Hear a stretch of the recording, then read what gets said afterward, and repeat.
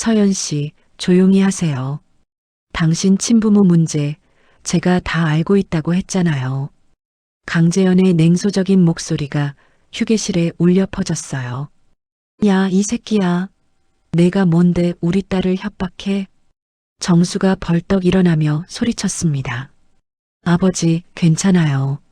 서연이 말렸지만 정수는 멈출 수 없었어요. 서연아, 이제 진실을 알아야 해. 내가 30년 동안 겪어온 모든 고통이 이놈들 때문이야. 강재현이 뒷걸음질 쳤어요. 자신의 비밀이 탄로났다는 걸 직감했기 때문이었죠. 그러니까 제가 겪어온 모든 일이 다 조작된 거였다는 말씀이세요? 서연의 목소리가 떨렸어요.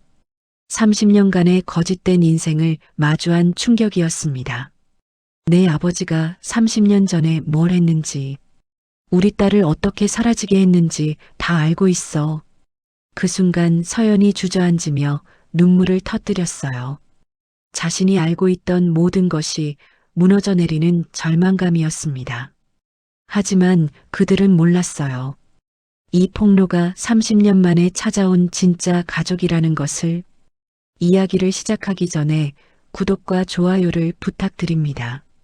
구독과 좋아요는 영상 제작에 많은 도움과 힘이 됩니다. 안녕하세요. 저는 정수입니다. 올해 61가 되었죠. 서울 변두리 작은 아파트에서 아내 인숙이와 단둘이 살고 있어요.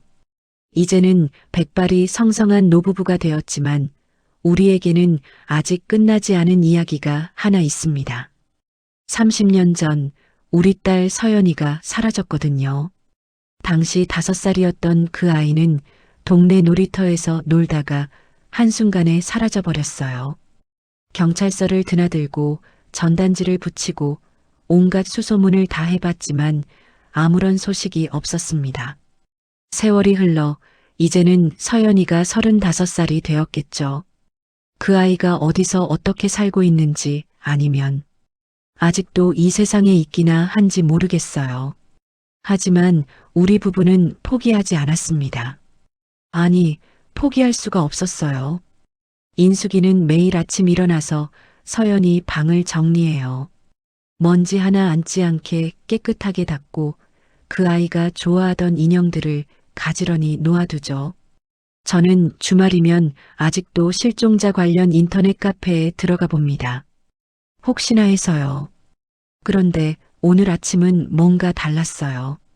인숙이가 평소보다 일찍 일어나더니 마당에 나가서 꽃에 물을 주고 있었거든요. 가을 햇살이 따스하게 비치는 조용한 아침이었습니다. 여보, 아침 드세요. 저는 부엌에서 인숙이를 불렀어요. 그런데 대답이 없었습니다. 이상하다 싶어서 마당으로 나가봤더니 인숙이가 화단 옆에 쓰러져 있었어요. 물뿌리개는 떨어져 있고 꽃밭은 물로 흠뻑 젖어 있었습니다. 얼굴이 새하얗게 질려서 의식을 잃은 상태였어요. 저는 떨리는 손으로 휴대폰을 꺼내 119에 전화를 걸었습니다. 119죠? 아내가 갑자기 쓰러졌어요. 의식이 없습니다. 빨리 와주세요. 구급차가 도착할 때까지의 시간이 한 세기처럼 길게 느껴졌어요. 인숙이의 손을 잡고 계속 이름을 불렀지만 대답이 없었습니다. 맥박은 약하게나마 뛰고 있었지만 얼굴색이 점점 안 좋아지는 것 같았어요. 여보, 정신 차려. 서연이가 돌아올 때까지 버텨야지. 우리 딸 보러 와야 한다고. 구급차 사이렌 소리가 점점 가까워졌습니다. 구급대원들이 들어와서 인숙이를 들것에 올렸어요. 저도 함께 구급차에 타고 병원으로 향했습니다. 구급차 안에서 인숙이의 창백한 얼굴을 보며 온갖 생각이 머릿속을 스쳐갔어요. 만약 인숙이마저 제게서 떠나간다면 서연이를 기다리며 살아가는 이유도 사라지는 거 아닐까요? 병원 응급실에 도착했습니다. 의료진들이 분주하게 움직이며 인숙이를 응급처치실로 옮겼어요. 저는 밖에서 기다릴 수밖에 없었습니다. 보호자분이시죠? 뒤에서 누군가가 저를 불렀어요. 돌아보니 젊은 여의사가 서 있었습니다. 하얀 가운을 입고 차분한 표정으로 저를 바라보고 있었어요. 네, 저는 환자의 남편입니다. 안녕하세요. 저는 응급의학과 오서연 의사입니다. 환자분의 상태에 대해 설명드리겠습니다. 그 순간 저는 그 의사의 목에 걸린 작은 펜던트를 보고 말았어요. 은색의 작은 하트 모양 목걸이였는데 그것을 본 순간 온몸에 전류가 흐르는 것 같았습니다. 30년 전 서연이의 5번째 생일 선물로 제가 직접 사준 그 목걸이와 똑같았거든요. 당시 서연이가 그 목걸이를 너무 좋아해서 매일 목에 걸고 다녔어요. 실종된 그날까지도 말이죠. 오서연, 의사님이라고 하셨죠? 저는 떨리는 목소리로 물었어요. 그 의사는 고개를 끄덕였습니다. 네, 맞습니다. 오서연입니다. 서연이, 우리 딸의 이름과 같았어요. 그리고 그 목걸이까지. 이게 우연의 일치일까요? 아니면 의사는 차트를 보며 말을 이어갔습니다. 환자분께서 일시적으로 의식을 잃으신 것 같습니다. 정확한 원인을 파악하기 위해 몇 가지 검사를 해야 할 것 같아요. 하지만 저는 그 의사의 말이 제대로 귀에 들어오지 않았어요. 계속해서 그 목걸이만 바라보고 있었거든요. 30년 동안 꿈에서도 잊지 못했던 그 작은 하트 모양이 지금 제 눈앞에 있었습니다. 의사님, 혹시 그 목걸이는 어디서 구하신 건가요? 저도 모르게 그런 질문을 하고 말았어요. 오서연 의사는 잠깐 놀란 표정을 지었습니다. 아, 이거요? 어릴 때부터 가지고 있던 건데요. 왜 그러시죠? 아, 아닙니다. 그냥 예뻐서 물어봤어요. 저는 얼른 말을 돌렸지만 가슴이 두근거려서 견딜 수가 없었어요. 설마 이 의사가 우리 딸일 리가. 하지만 이름도 같고 목걸이도 같고 30년이라는 긴 세월이 흘렀지만 아버지의 마음은 그 작은 단서 하나도 놓칠 수 없었습니다. 지금 제 앞에 서 있는 이 젊은 의사가 혹시, 정말 혹시 우리가 그토록 찾아 헤맸던 서연이일까요? 응급실 복도에서 기다리는 동안 저는 계속해서 그 목걸이 생각만 했어요. 30년 전 기억이 파노라마처럼 스쳐 지나갔습니다. 서연이가 그 목걸이를 받고 까르르 웃던 모습, 매일 목에 걸고 다니던 모습들이 선명하게 떠올랐어요. 보호자분, 환자분이 깨어나셨습니다. 간호사가 저를 불렀어요. 저는 서둘러 병실로 들어갔습니다. 여보, 괜찮아? 인숙이는 침대에 누워서 천천히 눈을 뜨고 있었어요. 얼굴에 혈색이 조금씩 돌아오고 있었습니다. 정수야, 내가 왜 여기 있지? 마당에서 갑자기 쓰러졌어. 많이 놀랐어.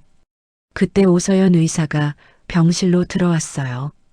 차트를 들고 인숙이의 상태를 확인했습니다. 혈압이 갑자기 떨어지면서 실신하신 것 같아요. 스트레스나 과로가 원인일 수 있습니다. 며칠 입원해서 정밀 검사를 받아보시는 게 좋겠어요. 인숙이는 고개를 끄덕였어요. 그런데 오서연 의사를 바라보더니 갑자기 눈물이 글썽였습니다. 의사 선생님, 혹시 나이가 어떻게 되세요? 35이에요. 인숙이의 손이 미미하게 떨렸어요. 저도 가슴이 철렁했습니다. 서연이와 같은 나이였거든요. 의사 선생님께서는 어릴 때부터 여기서 자라셨나요? 오서연 의사는 잠깐 머뭇거렸어요. 뭔가 말하기 어려운 표정이었습니다. 사실은 저는 입양아예요. 5살 때 입양되었거든요. 그 말을 들은 순간 제 머릿속이 하얗게 변했어요. 5살, 30년 전, 모든 시기가 일치했습니다. 입양, 언제쯤이었죠? 제가 떨리는 목소리로 물었어요. 오서연 의사는 잠깐 생각하더니 대답했습니다. 1995년 가을이었어요. 정확한 날짜는 잘 기억이 안 나지만요. 1995년 가을, 우리 서연이가 사라진 바로 그 해였어요. 저는 인숙이와 눈을 마주쳤습니다.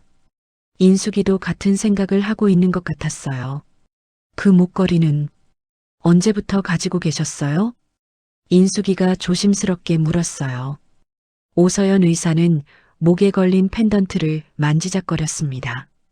입양 부모님이 처음 만났을 때 주셨어요. 제가 목에 걸고 있었다고 하시더라고요. 그래서 계속 간직하고 있었어요. 입양 부모가 줬다고 했는데, 그럼 원래부터 목에 걸고 있었다는 뜻 아닌가요? 제가 서연이에게 준 그 목걸이를 말이죠. 인숙이가 갑자기 눈을 감고 중얼거리기 시작했어요. 우리 서연이 어디 갔을까? 엄마가 불러줄게. 그러더니 작은 목소리로 노래를 부르기 시작했습니다. 작은 별 아름답게 비치는 서연아, 엄마 여기 있어. 그 노래는 서연이가 어릴 때 가장 좋아했던 자장가였어요. 매일 밤 재워주던 그 노래를 30년 만에 다시 듣고 있었습니다. 오서연 의사의 표정이 순간 변했어요. 뭔가 이상하다는 듯 인숙이를 바라보고 있었습니다. 어머니, 지금 뭐라고 하신 거예요?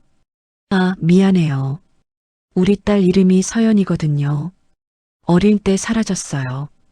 오서연 의사가 깜짝 놀란 표정을 지었어요. 차트를 떨어뜨릴 뻔했습니다. 서연이요? 그게 제 이름이잖아요. 네. 의사 선생님 성함이 오서연이시라고. 네, 맞아요. 그런데 제 본명도 서연이에요. 성만 바뀌었고요. 공기가 갑자기 무거워졌어요. 병실 안이 조용해져서 각자의 숨소리만 들렸습니다. 인숙이는 오서연 의사를 뚫어지게 바라보고 있었고, 저는 가슴이 터질 것 같았어요. 혹시 태어난 곳이 어디세요? 저도 모르게 그런 질문을 했어요. 오서연 의사는 잠깐 망설이더니 대답했습니다. 잘 모르겠어요. 입양 기록에는 서울이라고 되어 있는데 정확한 건 서울. 우리가 살던 곳이었어요. 모든 퍼즐 조각들이 하나씩 맞아 들어가고 있었습니다. 인숙이가 갑자기 손을 뻗어서 오서연 의사의 손을 잡았어요. 손가락? 새끼손가락에 작은 점이 있네요. 오서연 의사가 자신의 손을 내려다보았어요.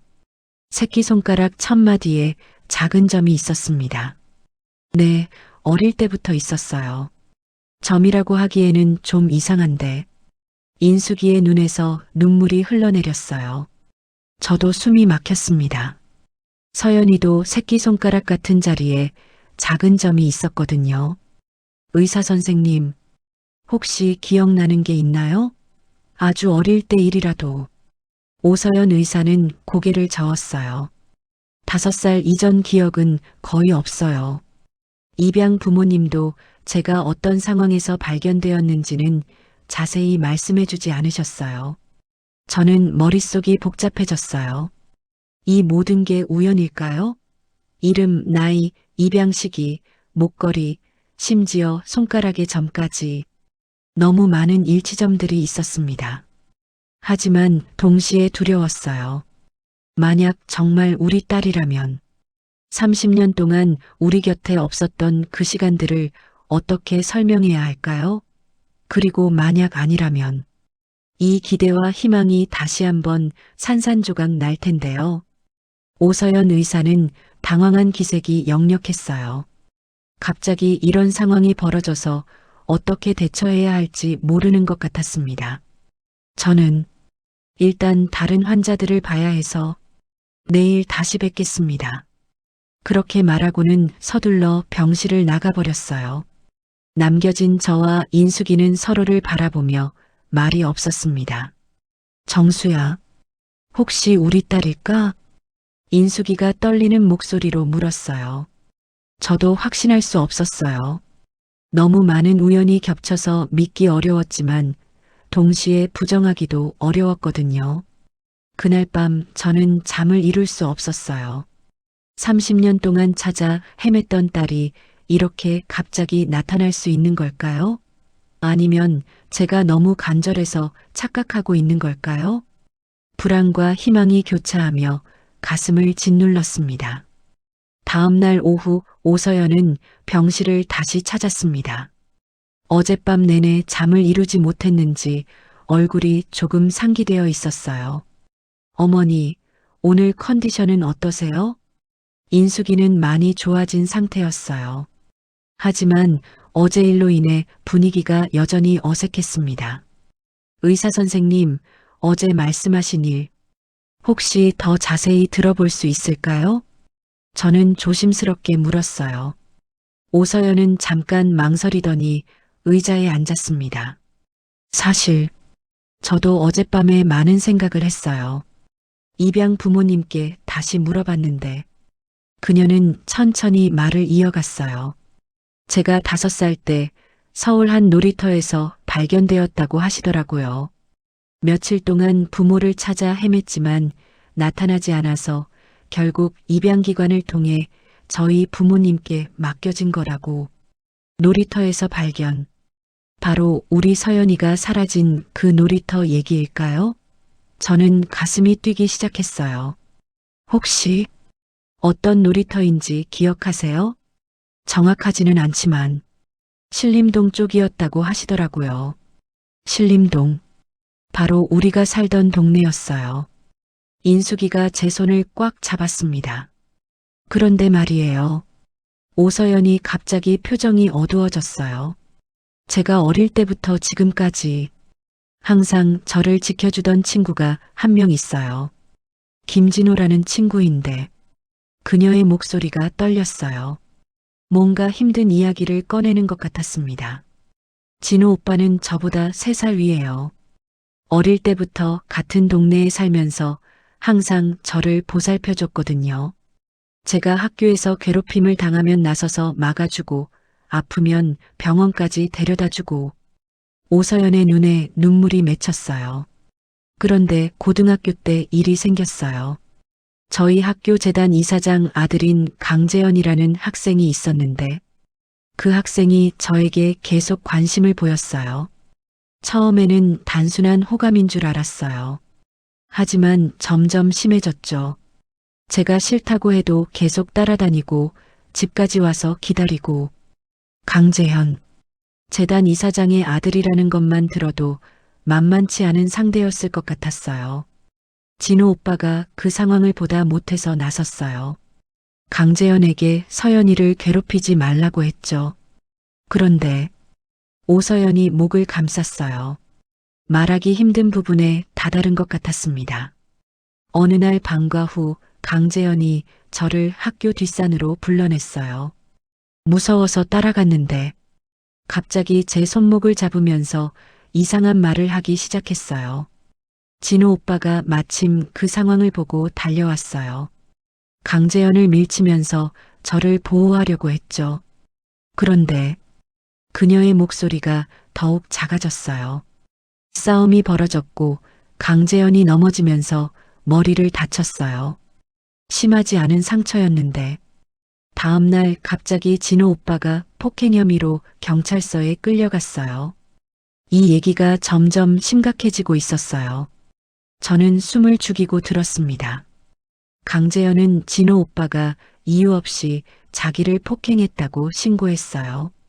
제가 증언하려고 했지만 아무도 제 말을 믿어주지 않았어요. 더 큰 문제는 목격자들이었어요. 분명히 진호 오빠가 저를 보호하려고 한 거였는데 며칠 후 목격자들이 모두 진술을 바꿨어요. 강재현 편으로 말이죠. 재단의 압력이었을 거예요. 그런 권력 앞에서 일반 학생들이 버틸 수 있었을까요? 결국 진호 오빠는 폭행죄로 실형을 받았어요. 10년형이었어요. 억울한 옥살이였죠. 10년. 젊은 시절의 소중한 10년을 잃어버린 거네요. 그 일 이후로 저는 항상 죄책감에 시달렸어요. 제 때문에 진호 오빠가 그런 일을 당했다고 생각했거든요. 오서연이 울음을 참으며 말을 이어갔어요. 의대에 진학한 것도 그 이유였어요. 언젠가 진호 오빠가 출소하면 제대로 된 치료를 해드리고 싶어서. 그런데 작년에 진호 오빠가 출소했어요. 10년 만에 처음 만났는데 완전히 다른 사람이 되어 있었어요.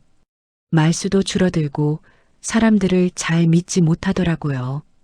감옥 생활이 그 청년을 어떻게 변화시켰을지 상상이 되었어요. 지금은 작은 정비소에서 일하고 있어요. 제가 도움을 주려고 해도 받으려 하지 않아요. 미안하다고, 자기 때문에 제가 힘들었을 것 같다고. 오서연의 목소리가 점점 작아졌어요. 그런데 얼마 전부터 강재현이 다시 나타났어요. 이제는 재단을 물려받아서 더 큰 권력을 가지게 됐죠. 저에게 다시 접근하려고 하고 있어요. 어떤 식으로요? 병원의 익명으로 큰 후원금을 보내기도 하고, 제가 근무하는 응급실에 갑자기 나타나기도 해요. 우연을 가장해서 말이죠. 권력을 이용한 스토킹이었어요. 참으로 교활한 방법이었습니다. 진호 오빠는 그 사실을 모르고 있어요. 알면 또 무슨 일을 저지를까봐 말하지 못하고 있거든요. 이미 한 번 그 사람 때문에 인생을 망쳤는데. 오서연이 깊은 한숨을 쉬었어요. 그래서 요즘 너무 힘들어요. 누구에게도 이런 얘기를 할 수 없어서. 저는 그녀의 이야기를 들으며 마음이 아팠어요. 만약 정말 우리 딸이라면 우리가 곁에 없는 동안 이렇게 힘든 일들을 혼자 겪어야 했다니. 의사 선생님, 지금도 그 강재현이라는 사람이 괴롭히고 있나요? 노골적으로 괴롭히지는 않아요. 하지만 언제나 저를 지켜보고 있다는 느낌이 들어요. 병원 주변에서 자주 목격되기도 하고, 권력자의 은밀한 스토킹, 정말 무서운 일이었어요. 진호 오빠에게는 절대 말하지 말아주세요. 그 사람은 이미 충분히 고생했어요. 오서연의 간절한 부탁이었어요. 그 순간 저는 복잡한 감정에 휩싸였어요. 만약 이 여의사가 정말 우리 딸이라면 우리는 30년 동안 그녀를 보호해주지 못했고 지금도 여전히 위험에 노출되어 있는 거였어요.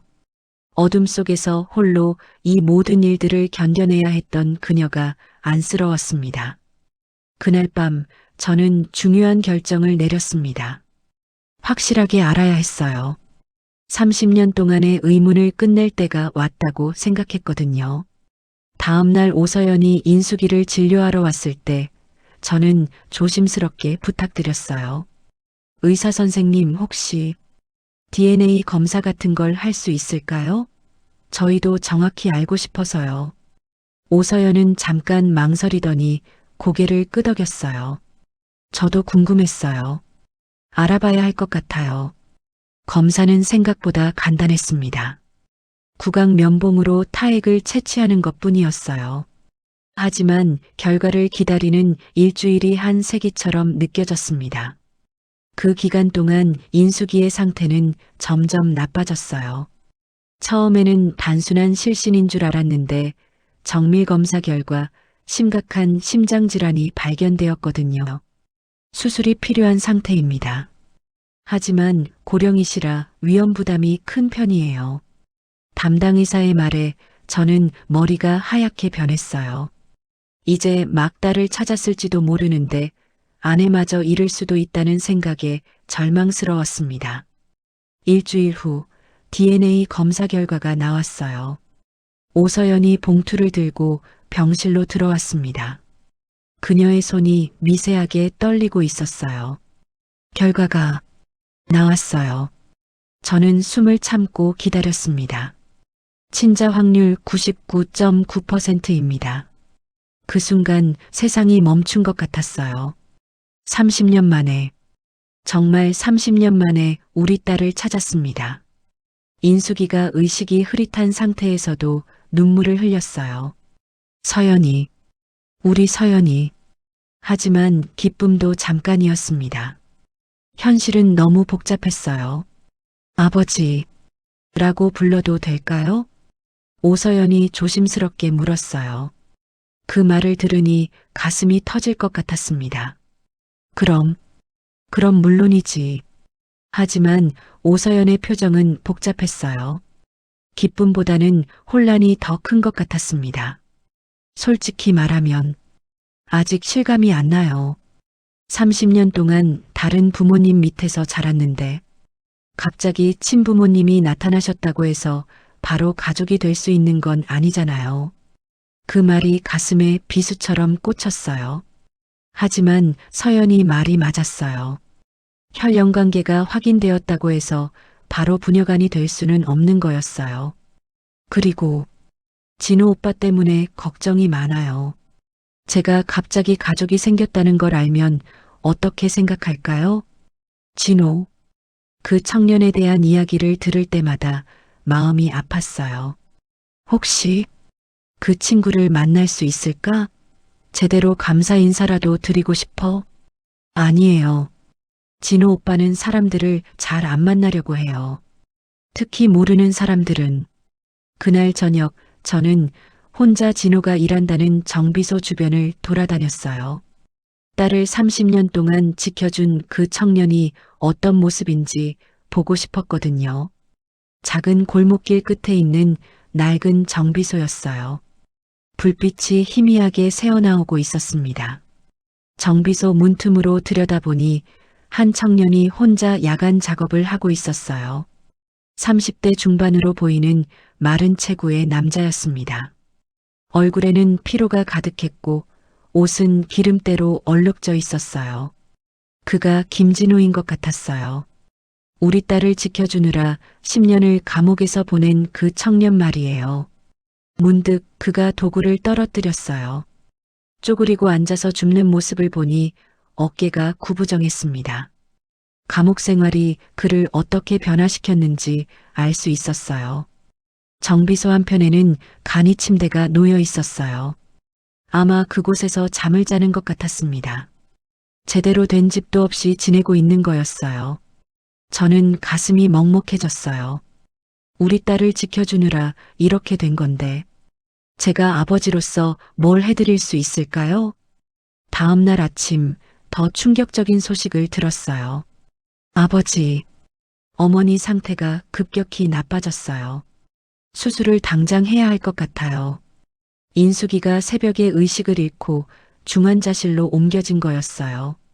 성공 확률이 어떻게 되나요? 50% 정도입니다. 워낙 고령이시고 심장 상태가 좋지 않아서 30년 만에 딸을 찾았는데 아내를 잃을 수도 있다는 현실이 받아들여지지 않았어요.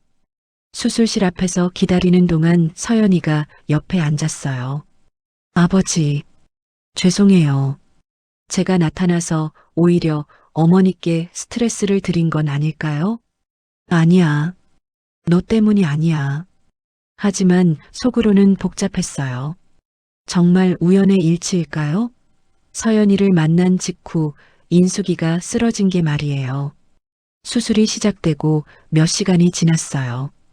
그 사이 서연이는 자신의 근무를 위해 응급실로 가야 했습니다. 수술 끝나면 바로 연락드릴게요. 혼자 남겨진 저는 온갖 생각에 시달렸어요. 30년 동안 딸을 그리워하며 살아온 인숙이가 막상 딸을 찾자마자 이렇게 위험해지다니. 그때 복도 끝에서 익숙한 목소리가 들려왔어요. 오서연 의사님은 어디 계신가요? 돌아보니 정장을 입은 중년 남성이 간호사에게 묻고 있었어요. 얼굴에 오만함이 가득했고 값비싼 시계를 차고 있었습니다. 지금 수술실에 들어가셨는데요. 언제 나오죠? 정확한 시간은 알 수 없습니다만 그 남자의 말투에서 뭔가 불쾌한 느낌이 들었어요. 혹시 서연이가 말했던 그 강재현인가 싶었습니다. 내가 누군지 아시나요? 강재현입니다. 이 병원 최대 후원자죠. 역시 그 남자였어요.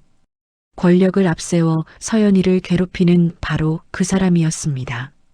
저는 주먹을 꽉 쥐었어요. 30년 동안 지키지 못했던 딸이 지금도 저런 인간 때문에 고생하고 있다는 사실이 참을 수 없었습니다. 그 순간 수술실 불빛이 꺼졌어요. 의사가 나와서 저를 찾았습니다. 보호자분이시죠? 수술은 성공했습니다. 하지만 아직 위험한 상태라 며칠 더 지켜봐야 해요. 다행이었어요. 하지만 완전히 안심할 수는 없었습니다. 서연이가 수술복을 입고 달려왔어요. 어머니는 어떠세요? 일단은 괜찮대. 고마워, 서연아. 처음으로 딸의 이름을 자연스럽게 불러봤어요. 서연이의 눈에 눈물이 글썽였습니다. 하지만 우리의 재회를 지켜보는 시선이 하나 있었어요. 복도 저편에서 강재현이 차갑게 바라보고 있었습니다. 그의 눈빛에서 위험함이 느껴졌어요. 이 남자가 우리 가족에게 어떤 해를 끼칠지 걱정스러웠습니다. 30년 만에 찾은 딸을 제대로 지켜낼 수 있을까요? 나이든 아버지인 제가 과연 그럴 힘이 있을까요? 절망과 무력감이 몰려왔지만 동시에 단단한 결심도 생겼습니다. 이번에는 절대 딸을 놓치지 않겠다고 말이에요. 그날 밤 중환자실에서 인숙이를 지켜보며 저는 30년 전 그날을 떠올렸습니다. 어린이날이었어요. 1995년 5월 5일. 저는 그날도 회사에 있었어요. 중요한 계약 건으로 주말에도 출근해야 했거든요. 인숙이는 서연이와 단둘이 놀이터에 가기로 했습니다. 여보, 서연이랑 놀이터 다녀올게요. 응, 조심해서 다녀와. 저는 서류에 파묻혀 있으면서 대충 대답했어요. 가족보다 일이 더 중요하다고 생각했던 어리석은 시절이었습니다. 그날 오후 3시쯤이었어요. 인숙이에게서 다급한 전화가 왔습니다. 여보, 서연이가 없어졌어요. 처음에는 잠깐 숨바꼭질 하는 줄 알았어요. 5살 아이가 어디 멀리 갈 수 있겠어요? 하지만 인숙이의 목소리는 심상치 않았습니다. 저는 급히 회사를 나와 신림동 놀이터로 달려갔어요. 이미 동네 사람들이 모여서 아이를 찾고 있었습니다. 여보, 미안해요. 제가 잠깐만 눈을 떼었는데 인숙이는 울음을 터뜨렸어요. 무슨 일인지 차근차근 물어봤습니다. 서연이가 그네를 타고 놀고 있었는데 갑자기 화장실에 가고 싶다고 했대요. 인숙이는 서연이에게 벤치에 앉아서 기다리라고 했죠. 30초도 안 걸렸어요. 정말 30초 만에 다녀왔는데 벤치가 비어 있었어요. 그 30초, 우리 인생을 송두리째 바꾼 그 짧은 시간이었습니다. 놀이터 주변을 샅샅이 뒤졌어요. 동네 사람들도 모두 나서서 도와줬습니다. 하지만 서연이는 어디에도 없었어요. 해가 지고 밤이 되어도 찾을 수 없었어요. 경찰서에 신고하고 실종 신고를 접수했습니다. 그 다음 며칠은 지옥과 같았어요. 전단지를 만들어서 온 동네에 붙이고 방송국에도 연락했습니다. 전국 곳곳을 다니며 수소문했어요. 인숙이는 매일 놀이터에 가서 서연이를 기다렸어요. 혹시라도 돌아올까 봐서요. 엄마가 여기 있어. 서연아, 엄마가 기다리고 있어. 한 달이 지나고 2달이 지나도 아무런 소식이 없었어요. 경찰들도 점점 수사를 축소했습니다. 실종된 지 너무 오래됐어요. 이제 기대하지 마세요. 그런 말들이 가슴을 도려냈어요. 하지만 포기할 수 없었습니다. 인숙이는 그때부터 심장이 안 좋아지기 시작했어요. 스트레스와 죄책감 때문이었죠. 내가 잠깐이라도 눈을 떼지 말았어야 하는데 매일 밤 그 말을 반복했어요. 제가 아무리 위로해도 소용없었습니다. 저도 마찬가지였어요. 그날 회사에 있지 말고 가족과 함께 있었다면 서연이를 지켜줄 수 있었을 텐데요.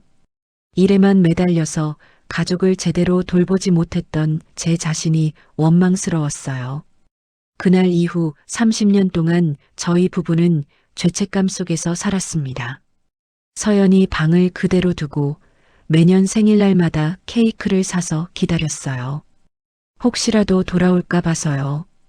인숙이의 심장병도 그때부터 시작됐어요. 스트레스가 심장에 무리를 준 거였죠. 여보, 우리 서연이 어디서 뭘 하고 있을까요? 매일 밤 인숙이가 하는 말이었어요. 저도 답할 수 없었습니다. 어떤 날은 길에서 비슷한 나이의 아이를 보면 뒤쫓아가 보기도 했어요. 하지만 늘 다른 아이였죠. 30년이라는 긴 세월 동안 우리는 그렇게 살았어요. 희망과 절망 사이에서 흔들리면서요. 그런데 지금 정말 기적처럼 서연이를 다시 만났습니다. 하지만 30년이라는 시간이 너무 큰 공백을 만들어 놨어요. 서연이에게는 이미 다른 부모가 있었고 다른 인생이 있었어요. 저희는 이제 와서 어떤 자격으로 부모라고 할 수 있을까요? 중환자실의 인숙이를 보며 저는 다시 한번 다짐했어요.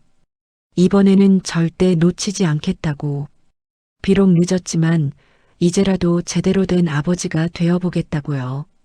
30년 전 그 어린이날의 후회를 이제는 끝내야 할 때였습니다.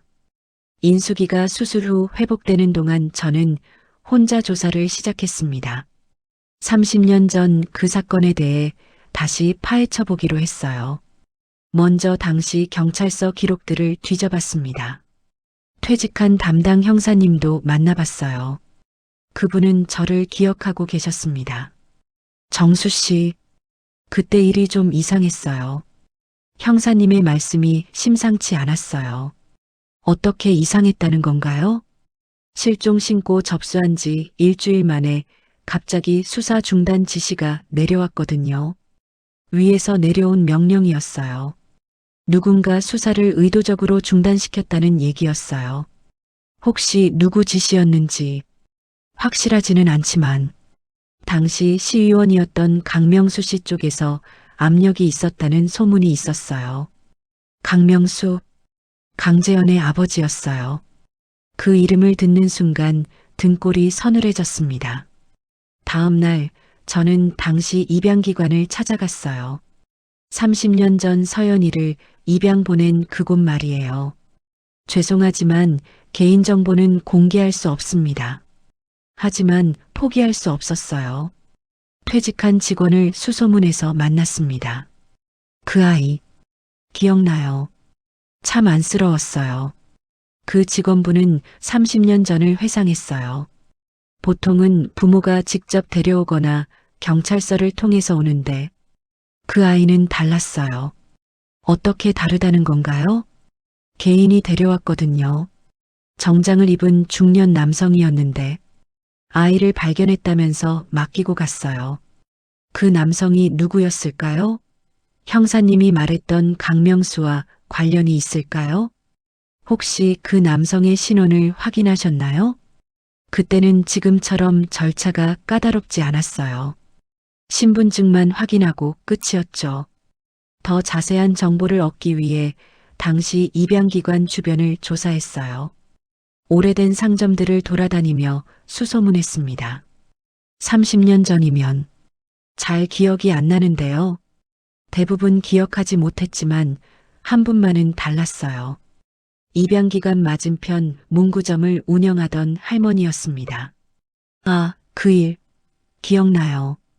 검은색 고급차가 와서 아이를 데려다 주더라고요. 고급차요? 네, 그때만 해도 그런 차 보기 힘들었거든요. 운전기사까지 있었어요. 운전기사가 있는 고급차, 일반인이 아니었던 것 같았어요. 혹시 차 번호나 다른 특징은? 번호는 모르겠고 차에 작은 깃발 같은 게 붙어 있었어요. 뭔가 중요한 사람 차 같았어요. 그 말을 듣고 저는 시청에 가서 30년 전 시의회 기록을 조회했어요. 당시 시의원들의 공용차 현황까지 확인했습니다. 그리고 마침내 결정적인 단서를 찾았어요. 강명수 시의원의 공용차 운행 기록이었습니다. 1995년 5월 8일 서연이가 실종된 지 사흘 후에 입양기관 근처를 지났다는 기록이 있었어요. 모든 퍼즐이 맞아떨어지기 시작했습니다. 강명수가 서연이를 일부러 입양기관으로 보낸 거였어요. 실종 사건을 덮기 위해서 말이죠. 하지만 왜 그런 짓을 했을까요? 더 깊이 파고들어야 했어요. 며칠 후 또 다른 중요한 사실을 알게 되었어요. 당시 강명수 시의원 쪽에서 큰 사건이 있었다는 걸 발견했거든요. 1995년 5월 강명수가 투자한 건설 현장에서 안전사고가 발생했어요. 작업자 한 명이 사망한 사건이었습니다. 그런데 그 사건이 서연이 실종 사건으로 언론의 관심이 분산되면서 조용히 묻혔어요. 모든 게 계획된 일이었습니다. 강명수는 자신의 사건을 덮기 위해 서연이의 실종을 이용한 거였어요. 그리고 강재현은 이 모든 사실을 알고 있었던 겁니다. 그래서 서연이를 협박할 수 있었던 거죠. 저는 이 모든 증거를 정리해서 서연이에게 보여주기로 했어요. 서연아, 너에게 보여줄 게 있어. 병원 휴게실에서 서연이와 마주 앉았습니다. 서연이는 제가 수집한 자료들을 보더니 얼굴이 창백해졌어요. 이게 정말인가요? 응. 30년 전 내가 사라진 진짜 이유야. 서연이의 손이 떨렸어요. 자신의 인생이 누군가의 계획에 의해 조작되었다는 사실을 받아들이기 어려운 것 같았습니다. 그러니까 강재현이 저를 괴롭힌 이유가 그래. 그는 이 모든 사실을 알고 있었어. 그래서 너를 협박할 수 있었던 거야. 그때 갑자기 휴게실 문이 열렸어요. 강재현이 들어왔습니다. 무슨 대화를 하고 계시는 거죠? 그는 우리가 펼쳐놓은 자료들을 보더니 표정이 굳어졌어요. 서연 씨, 이상한 말 듣지 마세요. 과거 일은 있는 게 좋아요. 너, 다 알고 있었구나. 저는 강재현을 똑바로 바라보며 말했어요. 내 아버지가 30년 전에 뭘 했는지 말이야. 강재현의 얼굴에 당황한 기색이 스쳤어요.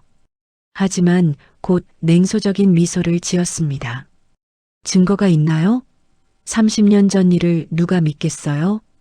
이 모든 게 증거야.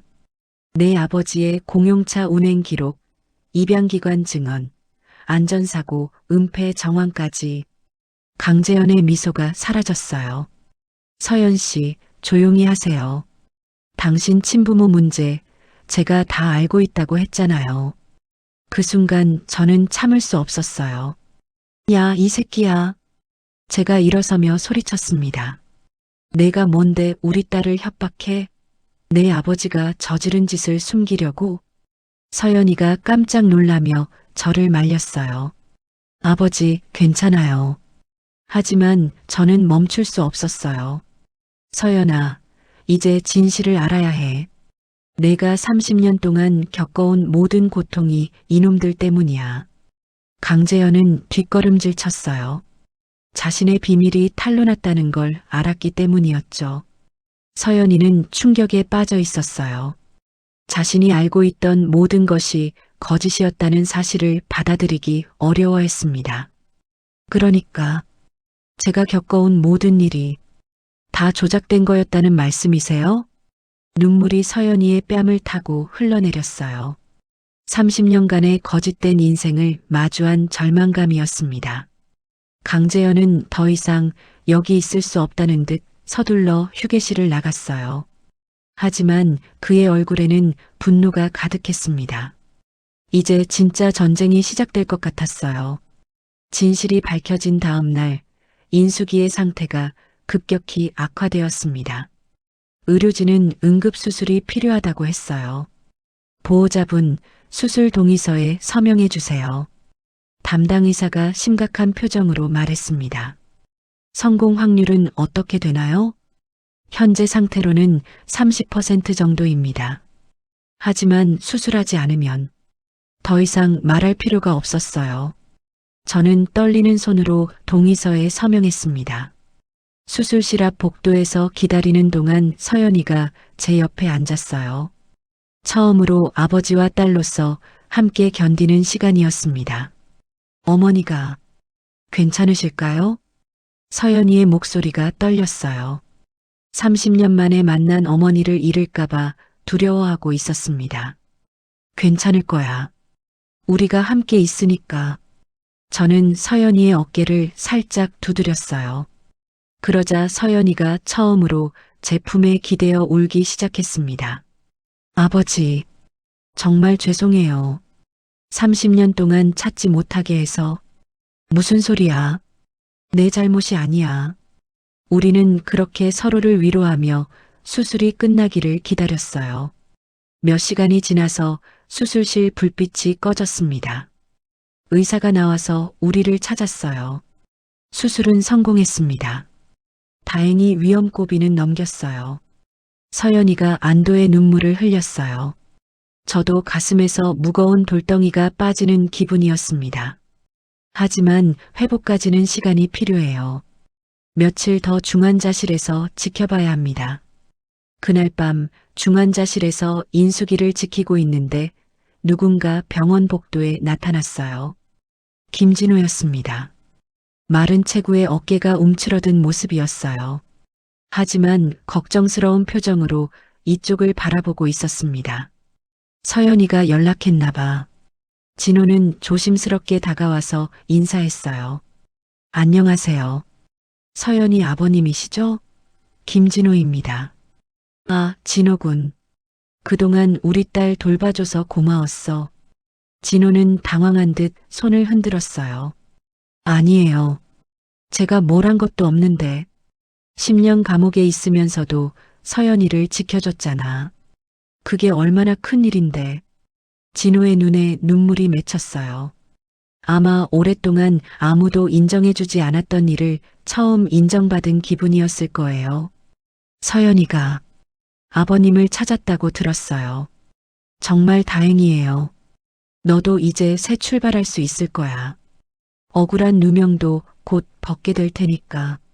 그때 서연이가 진료를 마치고 돌아왔어요. 진호를 보더니 반가워했습니다. 오빠, 왜 이렇게 늦게 왔어요? 일이 있어서. 어머님은 어떠세요? 수술 잘 끝났어요. 이제 회복만 남았어요. 세 명이 함께 중환자실 앞에 앉아 있으니 뭔가 이상한 기분이었어요. 서로 다른 인생을 살아온 사람들이 이렇게 모인 게 말이죠. 진호야, 앞으로 우리 가족이 되자. 제가 갑자기 그런 말을 했어요. 진호는 깜짝 놀란 표정이었습니다. 가족이요? 응. 30년 동안 우리가 못해준 일을 내가 대신 해줬잖아. 이제 우리가 너를 가족으로 받아들이고 싶어. 진호가 고개를 저었어요. 저는 그럴 자격이 없어요. 무슨 소리야? 자격이 없긴. 서연이도 진호의 손을 잡았어요. 오빠, 이제 혼자 견디지 마요. 우리가 함께 있잖아요. 그때 병원 복도가 갑자기 시끄러워졌어요. 기자들이 몰려오고 있었습니다. 강명수 전 시의원 비리 사건 관련해서 취재 왔습니다. 제가 언론에 제보한 자료가 드디어 기사화된 모양이었어요. 30년 전 아동 실종 사건 조작 의혹, 김진호 씨 억울한 옥살이 재조명. 기자들이 카메라를 들고 이쪽으로 몰려왔어요. 하지만 서연이와 진호를 보호하기 위해 제가 앞에 나섰습니다. 지금은 환자가 위중한 상태라 인터뷰는 어려워요. 나중에 시간 맞춰서 정식으로 해드릴게요. 그날 저녁 뉴스에서 강명수와 강재현의 비리가 대대적으로 보도되었어요. 30년 전 사건 조작부터 최근의 병원 압력까지 모든 게 공개되었습니다. 김진호 씨의 경우 억울한 누명을 써서 10년간 복역한 것으로 밝혀져 재심 절차가 진행될 예정입니다. 진호가 뉴스를 보더니 믿기지 않는다는 표정이었어요. 정말 제 누명이 벗겨지는 건가요? 그럼 이제 당당하게 살 수 있어. 며칠 후 인숙이가 의식을 되찾았어요. 중환자실에서 눈을 뜨더니 우리를 차례대로 바라봤습니다. 여보, 서연아, 어머니, 저 여기 있어요. 서연이가 인숙이의 손을 잡았어요. 30년 만에 모녀 상봉이었습니다. 우리 서연이 많이 컸네. 인숙이의 눈에서 눈물이 흘러내렸어요. 어머니, 이제 헤어지지 말아요. 그럼 말고. 그 순간 우리는 정말 가족이 된 기분이었어요. 30년이라는 긴 시간이 흘렀지만 가족의 끈은 끊어지지 않았던 거죠. 진호야, 너도 우리 아들이야. 인숙이가 진호를 보며 말했어요. 진호는 감정이 북받쳐서 말을 할 수 없었습니다. 강재현은 그 후 구속되었고 강명수도 30년 전 사건에 대한 재수사를 받게 되었어요. 권력으로 진실을 덮으려 했던 그들의 계획이 결국 무너진 거였습니다. 병원 창밖으로는 봄 햇살이 따스하게 들어오고 있었어요. 긴 겨울이 끝나고 새로운 계절이 온 것 같았습니다. 우리 가족에게도 새로운 시작이 기다리고 있었어요. 30년 만에 다시 함께하게 된 소중한 시간들을 이제부터 만들어가야 했습니다. 비록 늦었지만 진짜 가족이 되어가는 시간이 이제 시작이었어요. 2달 후 인숙이는 완전히 회복되어 퇴원할 수 있었습니다. 집으로 돌아가는 길에 서연이가 함께 왔어요. 어머니, 천천히 걸으세요. 괜찮아, 서연아. 이제 많이 좋아졌어. 30년 만에 딸과 함께 집으로 돌아가는 인숙이의 얼굴에는 미소가 가득했어요. 집에 도착해서 서연이는 자신의 옛 방을 보았습니다. 30년 동안 그대로 보존되어 있던 그 방을 말이에요. 정말 그대로네요. 인형들과 작은 책상, 5살 때 입던 옷들까지 모든 게 그대로였어요. 매일 청소했어. 내가 언젠가 돌아올 거라고 믿었거든. 인숙이가 서연이의 어깨를 감쌌어요. 모녀는 그렇게 서로를 바라보며 30년의 공백을 조금씩 메워나갔습니다. 이제 새로 꾸며보자. 35살 서연이에게 맞게. 그 후 일주일 동안 서연이는 저희 집에 머물렀어요. 서로를 알아가는 소중한 시간이었습니다. 아침마다 인숙이가 서연이 좋아하는 반찬을 만들어줬어요. 서연이는 어머니의 손맛을 처음 보는 것처럼 신기해했습니다. 어머니, 이거 정말 맛있어요. 앞으로 자주 해줄게. 30년치를 다 해줄 거야. 저도 서연이와 많은 시간을 보냈어요. 산책을 하면서 30년간 못한 아버지 역할을 조금이나마 해보려고 했습니다. 아버지, 그동안 많이 힘드셨죠? 힘든 게 아니라 그냥 기다렸을 뿐이야. 언젠가는 만날 거라고 믿었거든. 진호도 자주 집에 놀러 왔어요. 저는 진호에게 새로운 제안을 했습니다. 진호야, 경호회사 차려보는 게 어때? 경호회사요? 응. 내 경험을 살릴 수 있을 것 같아서. 자금은 내가 도울게. 처음에는 진호가 부담스러워했어요. 하지만 서연이가 계속 설득했죠. 오빠, 새로 시작해봐요. 이번에는 정말 당당하게 살 수 있을 거예요. 결국 진호는 제 제안을 받아들였어요. 작은 사무실을 얻어서 경호회사를 시작했습니다. 정수 아버님, 정말 감사해요. 새 인생을 주신 것 같아요. 무슨 소리야? 우리가 더 고마워. 서연이 지켜줘서. 어느 따뜻한 봄날 서연이가 중요한 얘기가 있다며 우리 부부를 불렀어요. 아버지, 어머니, 말씀드릴 게 있어요. 서연이 옆에는 진호가 서 있었어요. 둘의 표정이 뭔가 달랐습니다. 진호 오빠와 결혼하기로 했어요. 인숙이가 깜짝 놀라며 기뻐했어요. 정말? 정말이야? 네, 오래 생각해봤는데 오빠 없는 제 인생은 상상할 수 없더라고요. 진호도 우리에게 정중하게 인사했어요. 서연이 아버님, 어머님, 서연이와 함께 행복한 가정을 만들겠습니다. 그럼 당연히 좋지. 너희가 행복하면 우리도 행복해. 그해 벚꽃이 만개한 4월, 우리 가족은 한강공원을 산책했어요. 30년 만에 완성된 가족의 첫 나들이였습니다. 벚꽃잎이 흩날리는 길을 걸으며 서연이가 말했어요. 정말 꿈 같아요. 가족이 이렇게 함께 걸을 수 있다니. 앞으로 더 많이 함께 하자. 30년을 못한 만큼 더 열심히 가족하자. 인숙이가 서연이의 손을 꽉 잡았어요. 저도 진호의 어깨에 손을 올렸습니다. 벚꽃 아래에서 4명이 함께 찍은 사진을 보니 정말 행복해 보였어요. 각자 다른 아픔을 겪었지만 이제는 서로를 지켜주는 진짜 가족이 된 거죠. 30년 동안 헤어져 있었지만 결국 우리는 다시 만났어. 저는 하늘을 바라보며 중얼거렸어요. 가족이란 건 혈연만으로 되는 게 아니구나. 서로를 아끼고 지켜주는 마음이 진짜 가족을 만드는 거야. 그날 저녁 집에서 4명이 함께 저녁을 먹었어요. 인숙이가 정성스럽게 차린 밥상 앞에서 모두 웃고 있었습니다. 이제 정말 가족이네요. 서연이가 말하자 진호도 고개를 끄덕였어요. 네, 저도 이제야 진짜 가족이 뭔지 알 것 같아요. 창밖으로는 따스한 봄바람이 불어오고 있었어요. 긴 겨울이 끝나고 새로운 계절이 온 것처럼 우리 가족에게도 새로운 시작이 열린 거였습니다. 30년 동안 잃어버렸지만 다시 찾은 오늘, 우리는 비로소 진짜 가족이 되었어요. 그리고 그 따뜻한 봄날의 기억은 우리 모두의 마음속에 영원히 남을 거예요. 그럼 오늘 이야기는 여기까지입니다. 영상을 시청해주신 모든 분들 고맙습니다.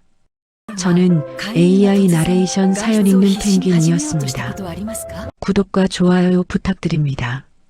감사합니다.